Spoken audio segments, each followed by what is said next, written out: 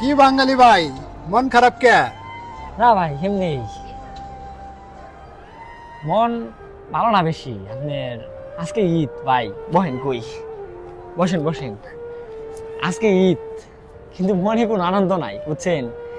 একটা সময় ছিল ঈদের আগে কত মজা করছি বন্ধু বান্ধব নিয়ে, কিন্তু সময়টা এমন ছিল, সুখ ছিল কিন্তু টাকা ছিল না।